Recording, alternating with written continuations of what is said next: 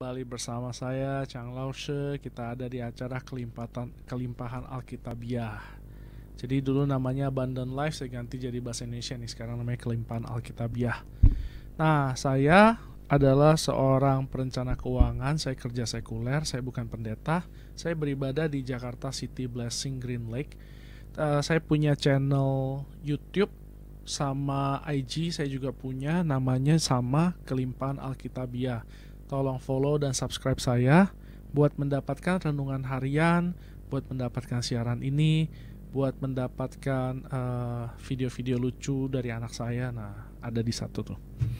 Terus apalagi perkenalannya? Cukup lah ya. Kalau nanti ada yang mau tanya, boleh WhatsApp ke 0855 885 1006.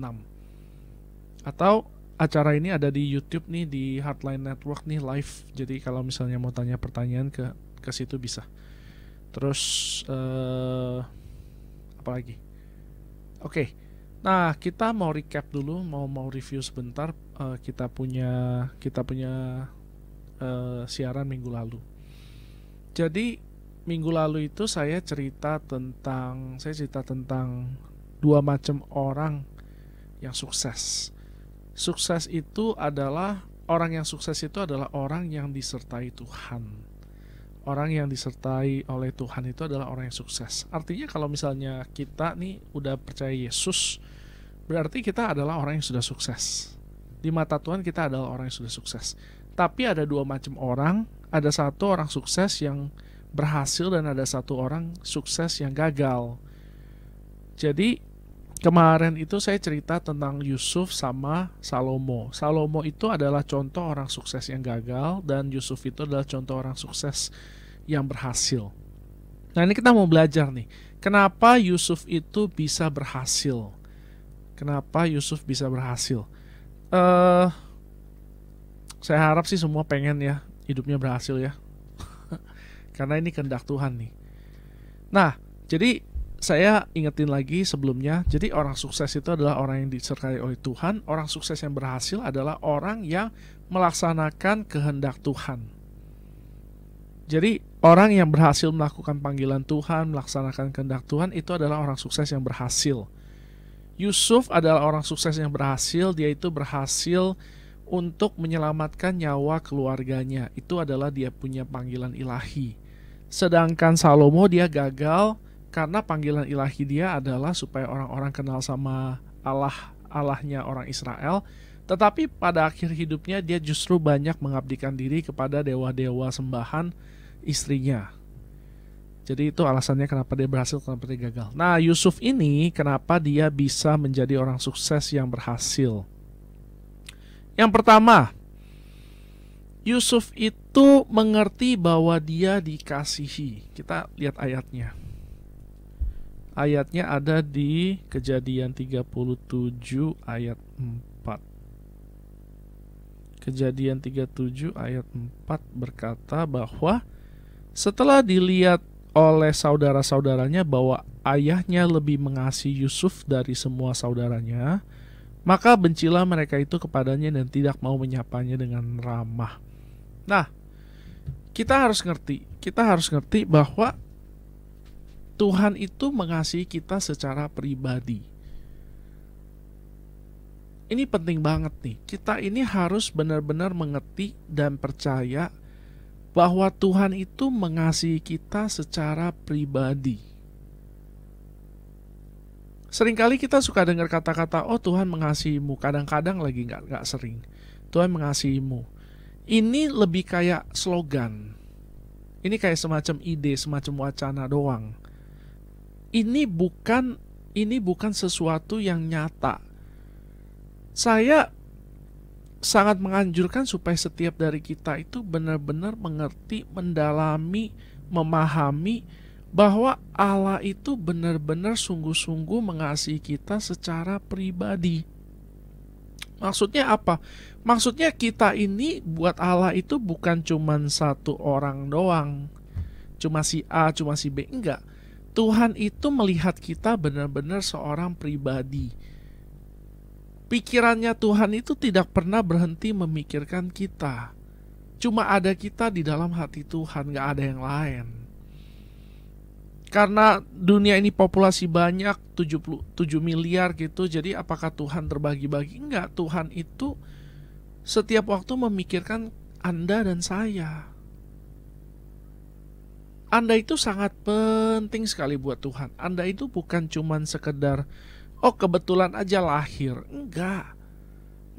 Tuhan itu tuh benar-benar mengasihi Anda. Benar-benar mengasihi Anda nih yang sekarang mendengarkan ini benar-benar dikasihi nih. Anda bukan kebetulan ada di dunia ini. Kebetulan aja lahir. Enggak. Tuhan itu sangat mengasihi Anda. Manusia itu, si Adam itu, dia diciptakan alasannya buat apa? Buat dikasihi. Jadi waktu manusia itu lahir ke dunia, Tuhan senang. Tambah lagi satu yang buat dikasih, tambah lagi satu yang buat dikasih. Allah itu kasih, dia nggak bisa berhenti mengasihi. Namanya kasih begitu. Dia nggak bisa berhenti mengasihi. Dia akan mengasihi. Itu adalah Allah. Allah adalah kasih. Bukan sifatnya dia kasih, dia adalah kasih. Pribadinya dia adalah kasih. Artinya dia sangat mengasihi.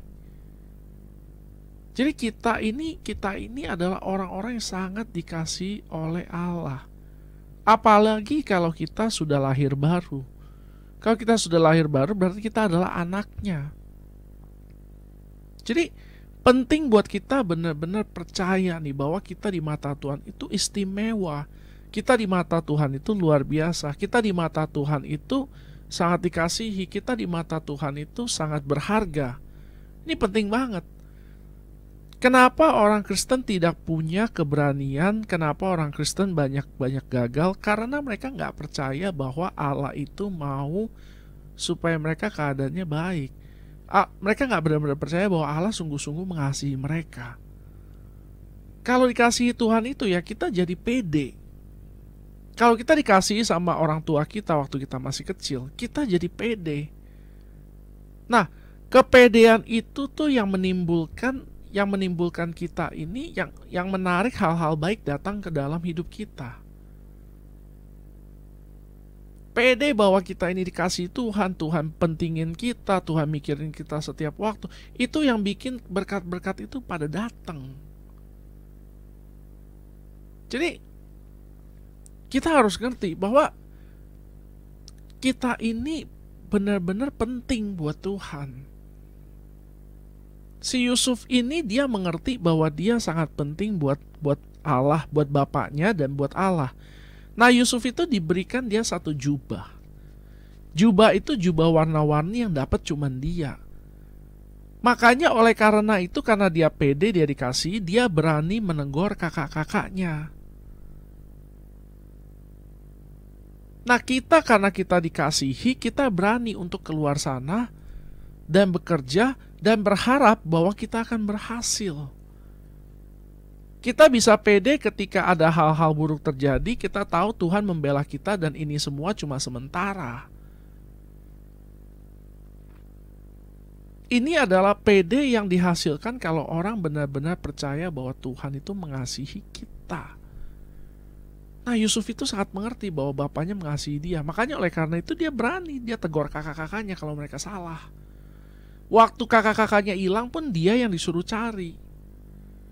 Nah, kita ini perlu punya kepedean kayak Yusuf.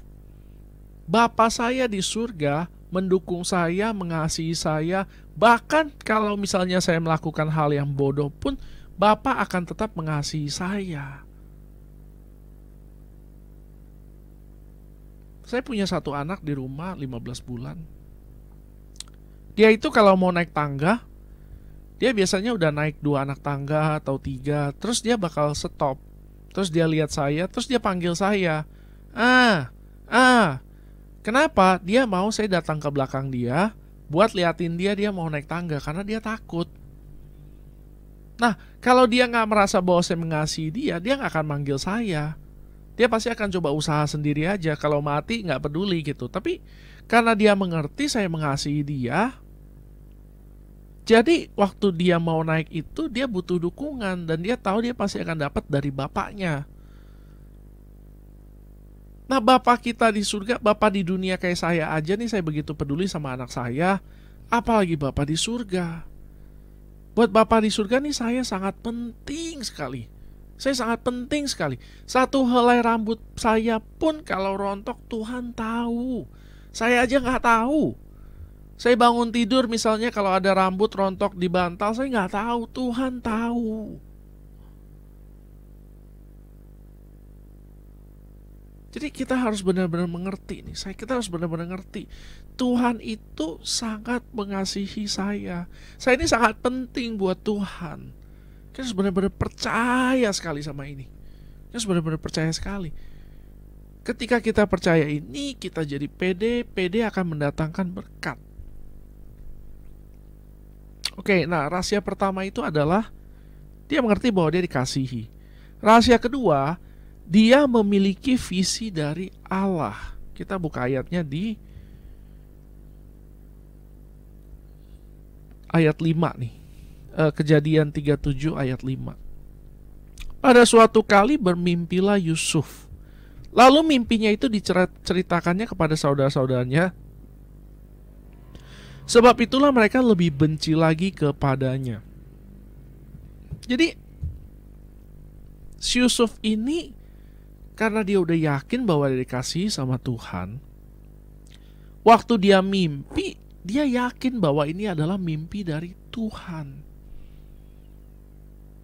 Sekali lagi ya, jadi karena si Yusuf ini sangat yakin bahwa dia sangat dikasihi Tuhan, dia yakin Tuhan mau berbicara sama dia lewat mimpi.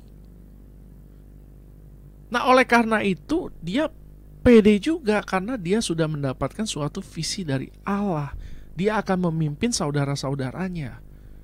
Nah, pertama-tama kan kita perlu mengerti bahwa kita dikasihi. Kedua, kita harus mendapat visi dari Allah, atau yang saya biasa suka sebut tujuan ilahi itu. Tujuan ilahi itu fungsinya buat apa? Untuk memberikan kita suatu arah di dalam hidup. Jadi setelah kita mengerti bahwa kita dikasihi Allah, kita harus mengerti rencana baik yang Tuhan sudah siapkan untuk kita. Kalau misalnya saya mengerti bahwa Allah mengasihi saya, tapi saya nggak punya visi, maka percuma. Karena kalau orang nggak punya tujuan, dia nggak akan jalan kemana-mana. Inilah manusia. Jadi kita perlu mengerti nih, kita perlu mengerti. Apakah tujuan ilahi yang Tuhan berikan di dalam hidup saya?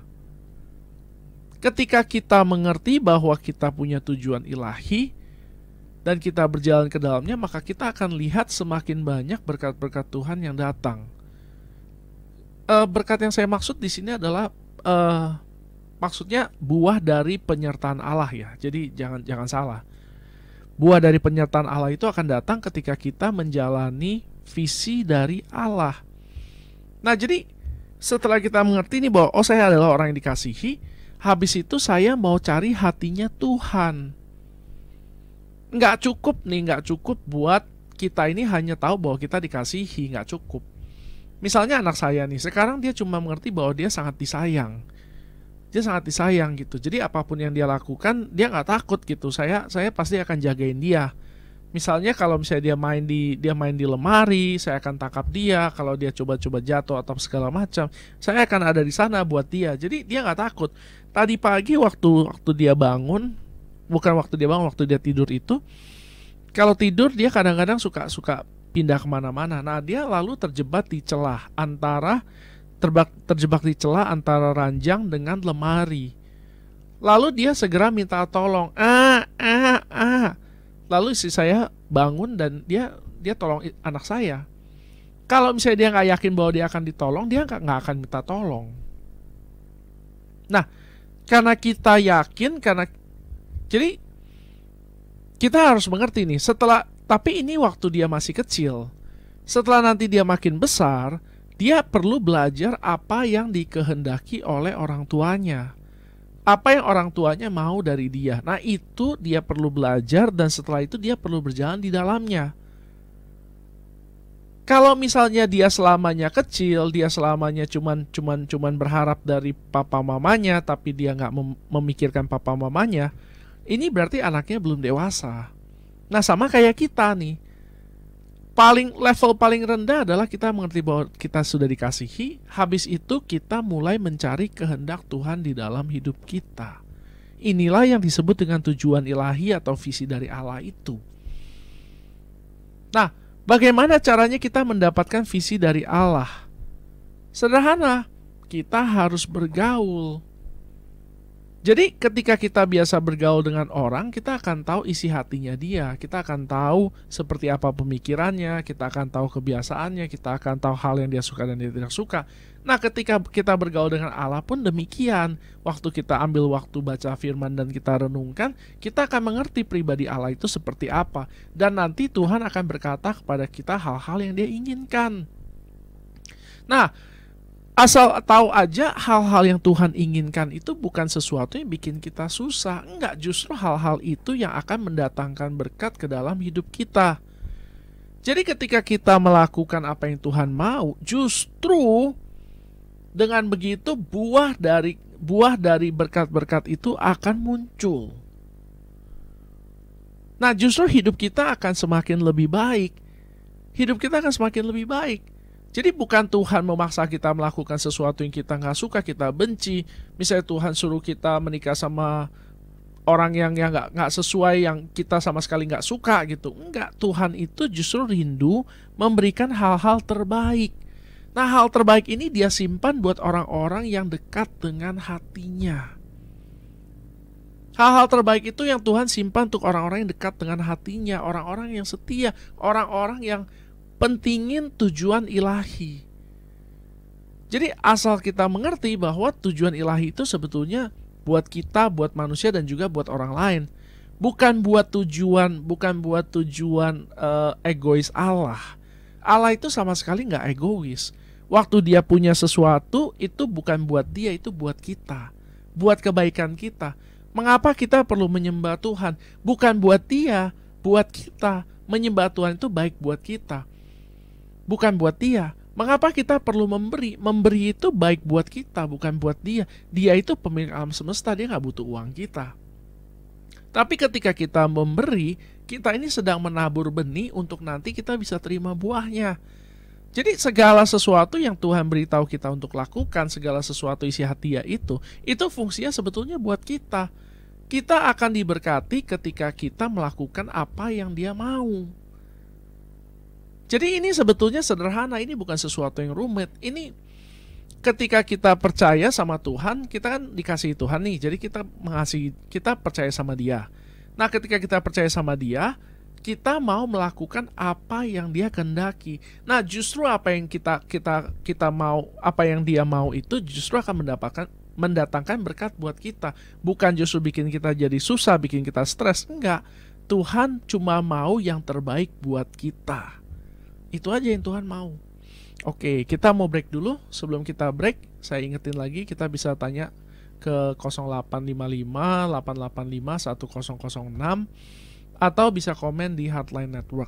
Oke, kita break dulu. Nah, kembali lagi bersama saya, Chang Lao Shi. Jadi dua hal yang pertama dia mengerti bahwa dia dikasihi. Rahasia sukses Yusuf. Kedua itu dia memiliki visi dari Allah. Nah, yang ketiga itu sekarang dia memiliki integritas. Kita lihat ayatnya di Kejadian 39 ayat 12. Mungkin harus baca dari ayat ini nih. Baca ayat dari ayat 7.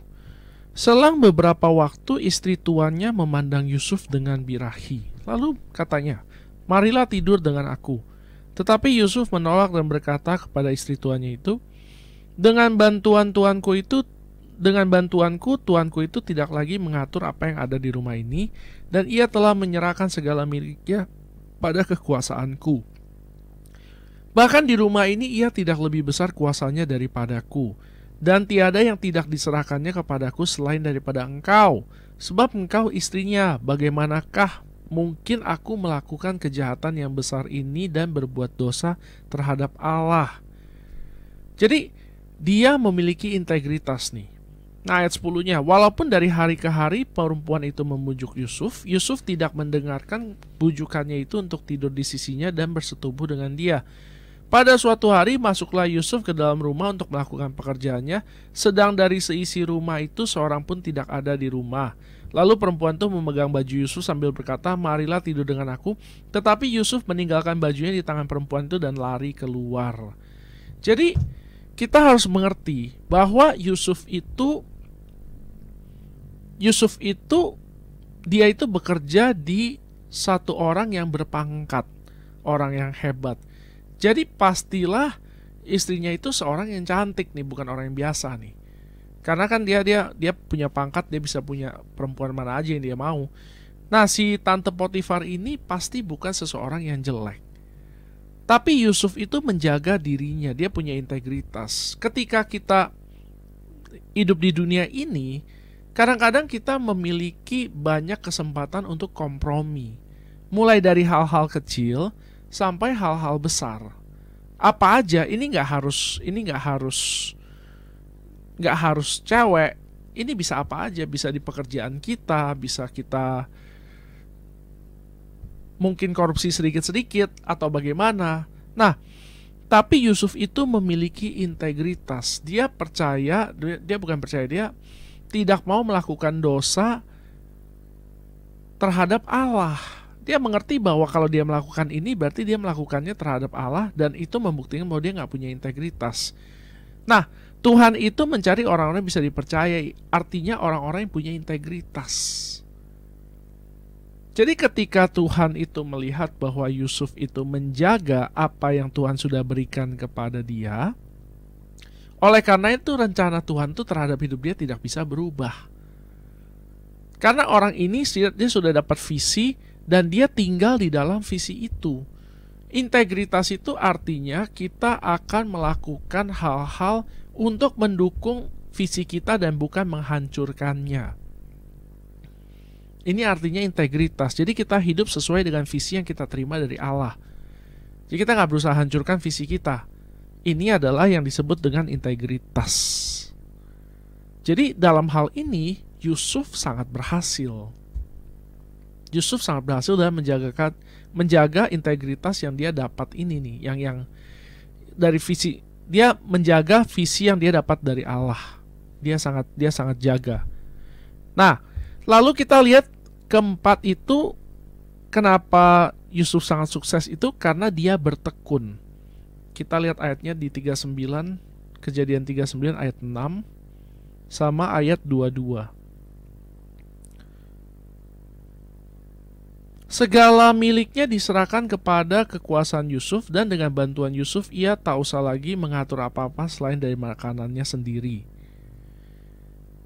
Jadi Yusuf itu melakukan semua pekerjaan dengan baik. Dia itu melakukan semua pekerjaan dengan baik. Dia itu bertekun. Jadi ketika kita bekerja atau kita bisnis atau kita apakah kita bertekun untuk melakukan yang terbaik atau tidak? Seringkali masalahnya begini nih. Kenapa ini nggak semua belum terjadi? Bukan karena kita nggak diberkati Tuhan, tetapi kita kurang tekun. Kita nggak melakukan segala sesuatu cukup baik. Kita sering pindah-pindah. Oh, ini nggak ada hasil nih, ganti lagi. Ini nggak ada hasil, ganti lagi. Ini nggak ada hasil, ganti lagi. Enggak. Makanya kenapa kita penting buat mengerti bahwa ada yang namanya visi dari Allah. Visi dari Allah itu bersama dengan integritas kita akan menjaga kita untuk terus-menerus bekerja sesuai dengan apa yang Tuhan kehendaki. Maksud dari tekun itu adalah kita tekun mengerjakan visi dari Allah. Contohnya kalau kita lihat Paulus lah. Paulus itu dia tidak menyimpang ke kiri, tidak menyimpang ke kanan. Hidupnya hanya untuk memberitakan Injil. Dan oleh karena itu dia sukses menjadi orang yang paling berhasil dalam menginjil, dalam membangun rumah Tuhan. Bahkan dia menulis setengah dari Perjanjian Baru. Jadi Paulus itu orang yang sangat berhasil. Nah, kenapa dia bisa berhasil? Karena dia bertekun.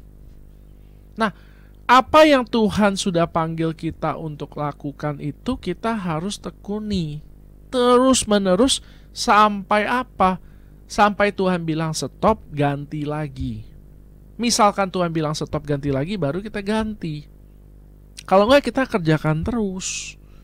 Percayailah apa yang Anda kerjakan ini kalau itu berasal dari Allah. Jadi kalau begitu gimana dong? Ya pertama-tama kita harus doakan. Apakah apa yang sedang saya kerjakan ini sesuai dengan kehendak Allah atau bukan? Tuhan kan ciptakan kita, dia lebih tahu nih kita punya skill apa, lebih cocok apa yang kita kerjakan, pekerjaan apa yang cocok buat kita, panggilan apa yang cocok buat kita, itu Tuhan lebih tahu.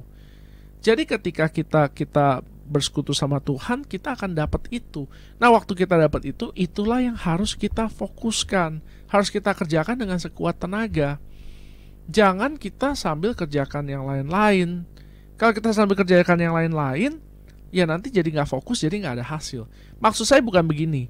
Maksud saya bukan, oh karena saya dipanggil buat melayani, jadi saya mau tinggalkan semua pekerjaan saya telantarkan keluarga saya akan melayani Tuhan saja full. Enggak, bukan itu maksud saya. Maksud saya adalah, hendaknya apa yang kita lakukan itu adalah untuk melakukan visi Allah. Nah, Tuhan itu tidak punya visi supaya kita menelantarkan pekerjaan kita, menelantarkan keluarga kita, lalu kita hanya melakukan panggilan dia. Enggak. Tuhan itu mau kita itu tentu saja bekerja buat keluarga kita, itu sudah pasti. Enggak ada di dalam rumusnya Tuhan itu kita harus menelantarkan pekerjaan Tuhan, keluarga kita. Enggak ada dalam kamusnya Tuhan kita harus menelantarkan keluarga kita. Memang kadang-kadang apa yang harus kita lakukan itu, di sisi lain kita harus mencari uang, kita harus bekerja. Betul, saya setuju. Tetapi kita bisa lakukan kedua-duanya. Misalnya kayak Paulus itu dia sambil menginjil, dia sambil membuat tenda dan menjualnya. Jadi apa yang kita lakukan ini, kita sedang mempersiapkan rencana Tuhan itu, tetapi kita tidak menelantarkan atau melalaikan kewajiban kita yang utama. Jadi jangan salah nih, Tuhan itu mau supaya keluarga kita itu makmur. Tuhan mau supaya keluarga kita keadaannya baik. Ini idenya Tuhan. Tuhan yang lebih punya rencana, bukan kita. Jadi nggak mungkin Tuhan suruh kita memanggil kita untuk melakukan sesuatu, habis itu kita tinggalin yang lain yang penting-penting. Enggak begitu. Jadi kita harus dengerin baik-baik kata Tuhan. Visi dari Allah itu kita harus tekunin full. Tetapi kalau keadaannya belum memungkinkan, maka kita kerjakannya pelan-pelan. Misalnya contohnya gini lah, kita punya pekerjaan nih, terus Tuhan panggil kita menjadi penginjil. Apakah kita langsung tinggalkan pekerjaan kita? Enggak. Kita kerja, tapi kita mulai kerjakan waktu kita ada waktu kosong.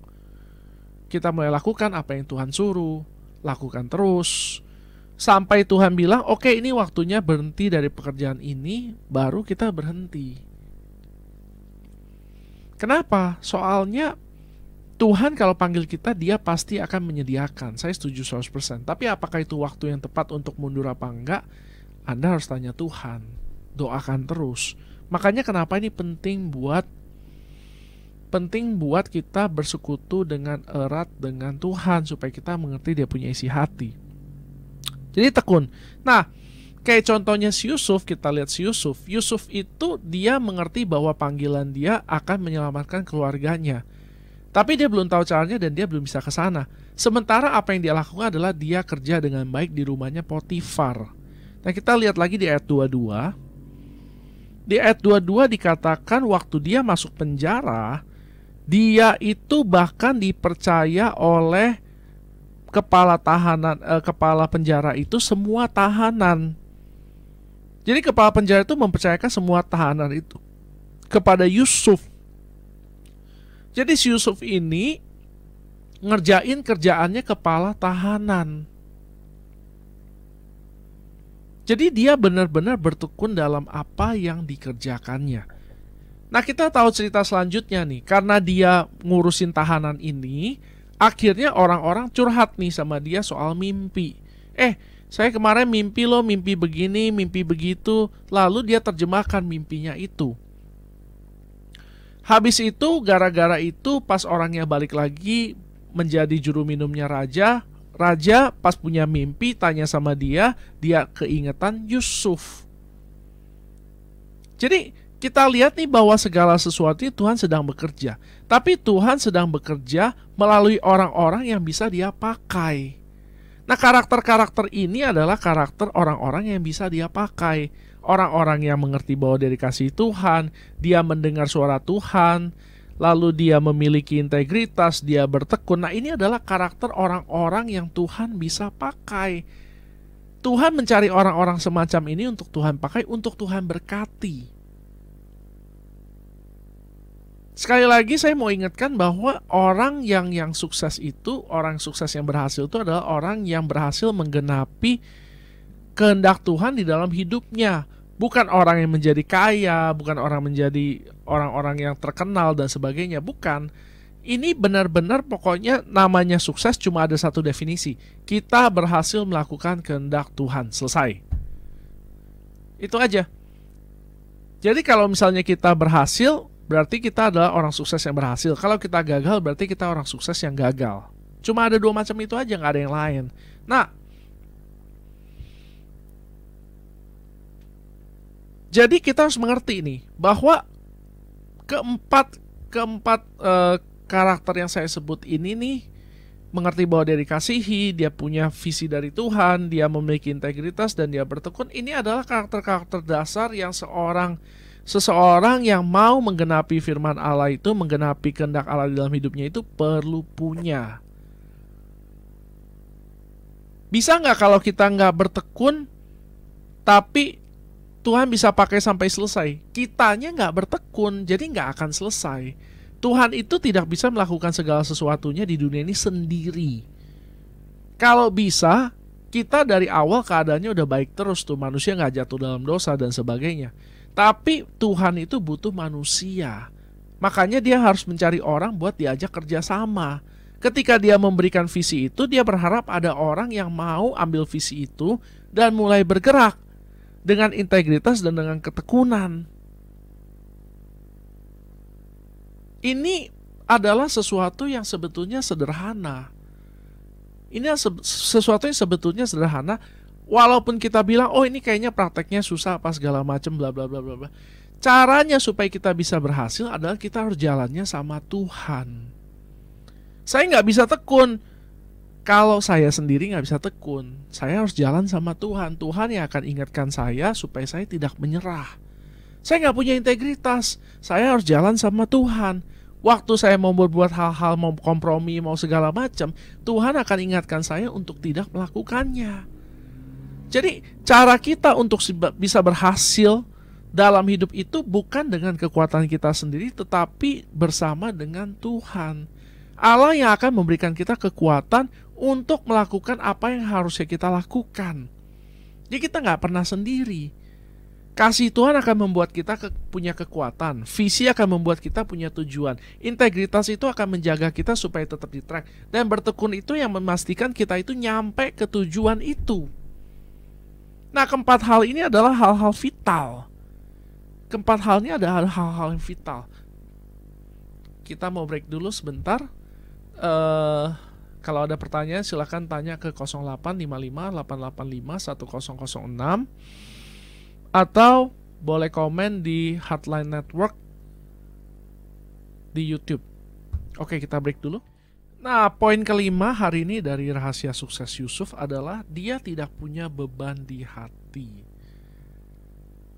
Kita ini sebetulnya kayak orang-orang ini yang lagi lari maraton. Gak ada orang lari terus dia bawa beban gitu, dia bawa pakai baju, terus dia pakai barbel yang banyak di kakinya, di tangannya, di badannya, dia iketin ke seluruh badannya. Enggak. Ini enggak ada orang lari kayak begitu seharusnya. Tapi dalam hidup ini banyak orang kayak begitu. Kita lihat di Ibrani 12 ayat 1. Karena kita mempunyai begitu banyak saksi, bagaikan awan yang mengelilingi kita, marilah kita menanggalkan semua beban dan dosa yang begitu merintangi kita dan berlomba dengan tekun dalam perlombaan yang diwajibkan bagi kita. Sadar nggak sadar, suka nggak suka, kita semuanya sebetulnya sedang ada di dalam satu perlombaan. Lomba itu apa? Lomba untuk mempertahankan iman, lomba untuk menuju tujuan ilahi. Nah, supaya kita bisa sukses, yang kelima itu adalah kita harus menanggalkan beban kita dan dosa kita. Beban apa sih? Banyak sekali beban itu. Apakah kita punya keinginan berdosa kah? Entahkah kita punya kepahitan kah? Kita benci sama orang kah? Kita punya iri hati kah? Kita punya segala macam hal. Ketakutan kita kah? Atau kita keinginan buat kita menjadi kaya raya kah? Itu semua merintangi kita dalam kita bisa sukses sejati. Nah, si Yusuf itu apa yang dia lakukan? Kita lihat di Ibrani Kejadian 41 ayat 51. Yusuf memberi nama Manasye kepada anak sulungnya itu, sebab katanya, Allah telah membuat aku lupa sama sekali kepada kesukaranku dan kepada rumah bapakku. Jadi kita harus bayangkan ya, jadi Yusuf itu benar-benar sesuatu yang berat. Dia tadinya tinggal sama bapaknya baik-baik aja, disayang.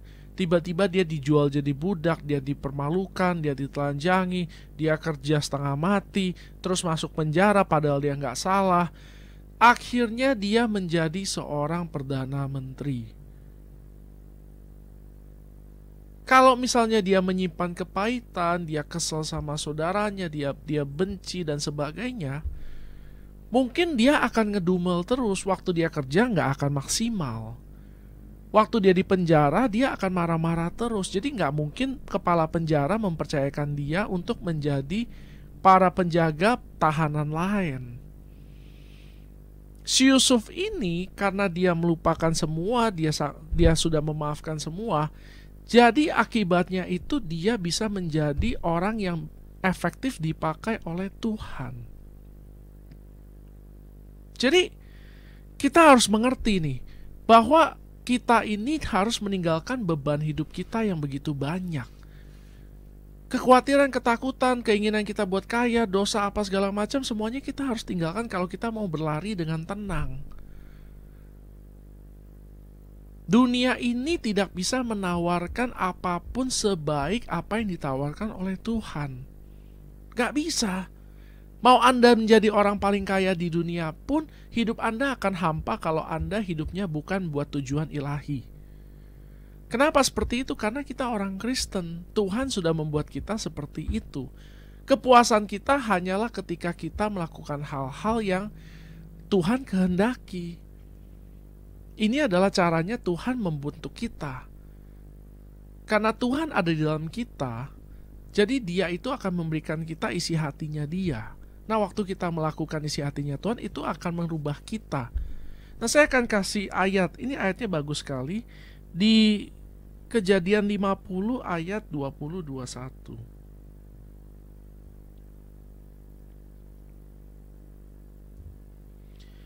Nah, jadi waktu papanya si Yusuf, papanya saudara-saudaranya itu si Israel atau si Yakub itu sudah meninggal, mereka semua takut. Saudara-saudaranya takut ini si Yusuf bakal balas dendam. Jadi mereka mungkin, oh iya, dulu kita udah jual si Yusuf nih. Gimana nih habisnya jangan-jangan kita mau dihabisi semua nih. Ini jawaban Yusuf nih. Tetapi Yusuf berkata kepada mereka, mulai dari ayat 19, janganlah takut sebab aku inikah pengganti Allah. Jangan takut nih, saya ini bukan Tuhan. Memang kamu telah mereka-rekakan yang jahat terhadap aku, tetapi Allah telah mereka-rekakannya untuk kebaikan dengan maksud melakukan seperti yang terjadi sekarang ini, yaitu memelihara hidup suatu bangsa yang besar. Jadi janganlah takut, aku akan menanggung makanmu dan makan anak-anakmu juga. Demikianlah ia menghiburkan mereka dan menenangkan hati mereka dengan perkataannya. Ini adalah bukti bahwa tidak ada lagi beban di hati Yusuf. Ini adalah bukti nih, Yusuf sudah nggak lagi punya beban di dalam hatinya. Oleh karena itu makanya dia bisa berhasil di dalam hidup. Nah, apa yang sekarang merintangi kita nih di dalam hidup kita nih? 5 hal ini penting sekali. Pertama, kita harus mengerti sepenuhnya bahwa kita ini dikasihi Allah. Kedua, kita harus mendengar suara Tuhan, apa yang Dia kehendaki dari kita, atau disebut dengan visi dari Allah atau tujuan ilahi. Ketiga, kita perlu punya integritas. Keempat, kita perlu bertekun, dan yang terakhir, kita tidak boleh punya beban di hati. Nah, dari 5 hal ini nih, apa yang sekarang kita belum punya? Ini yang perlu kita fokuskan nih, sampai kita dapat. Yang paling basic tentu saja yang paling penting adalah mengerti bahwa kita dikasihi Allah apapun yang terjadi. Ini penting sekali. Jadi seandainya kita hanya satu-satunya orang yang berdosa di dunia pun, Tuhan Yesus tetap akan datang ke dunia mati buat kita, buat saya, buat Anda. Satu orang saja dia tetap akan lakukan. Nah, sedemikian besarnya kasihnya Allah buat kita. Jadi bagian sini kita harus benar-benar mengerti. Nah, begitu kita sudah mengerti, kita sudah bisa mulai membangun hubungan dengan Tuhan. Ketika kita membangun hubungan dengan Tuhan, kita akan mendengar suaranya. Nah, makin kita bergaul sama Tuhan, kita makin nggak mau kompromi. Makin kita nggak mau kompromi, makin kita akan bertekun dengan apa yang Tuhan sudah percayakan kepada kita. Dan kita akan melakukannya dengan sempurna jika tidak ada beban di dalam hati kita. Saya harap siaran hari ini memberkati Anda-Anda yang sedang mendengar dan yang akan mendengar. Saya mau tutup acara ini. Jangan lupa subscribe ke saya punya YouTube Kelimpahan Alkitabiah. Saya punya IG sama juga namanya Kelimpahan Alkitabiah. Kalau ada yang mau tanya, ada yang mau butuh bantuan doa, ada yang mau memberi untuk siaran ini, atau ada yang butuh untuk ditolong membuat perencanaan keuangan, bisa kontak saya di 0819 3218 4218. Sekali lagi 0819 3218 4218. Tuhan berkati.